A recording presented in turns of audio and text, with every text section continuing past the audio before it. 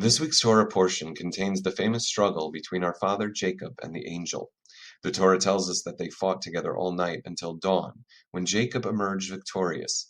Though the angel managed to injure Jacob, this fight and Jacob's victory foretells the struggle for survival that the Jewish people have engaged in throughout history, as well as their ultimate victory. Based on the idea that whatever happened to our forefathers foreshadows what will happen to their children, Jacob prevailing against the angel is the Torah's promise of God's everlasting protection and guardianship over the Jewish people. No matter how dark the night may seem, by the break of dawn, the Jewish people will always endure and persevere. The Torah instructs that in remembrance of this event, the children of Israel are forbidden from eating the hanashe, or the sciatic nerve in the hind legs of animals. It is in this area which Jacob sustained his injury, and therefore the Jewish people are forbidden from eating it. The Lubavitcher Rebbe asks that considering the magnitude of this story, why is it memorialized through a seemingly inconsequential detail of the story?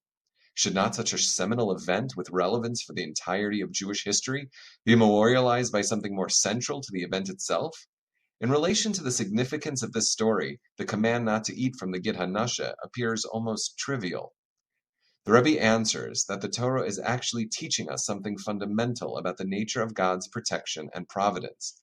The fact that we commemorate Jacob's victory over the angel by highlighting such a minor element of the story teaches that when it comes to the destiny of the Jewish people, even the smallest event is necessary. In fact, divine providence and intention is equally present in all matters, regardless of how unimportant they may seem. We should never regard even the most trivial aspect of our lives as happenstance, or without the full attention and direction of God in heaven. Everything that happens to a Jew is a necessary part in God's unfolding plan of history. To take it a step further, the hanashe was the place of Jacob's injury. The Torah's focus on this area is an additional reminder that precisely at that point where we would think that we are broken or useless, at those very places we feel defective or handicapped, we must remember that these two are absolutely essential for fulfilling the divine plan of creation.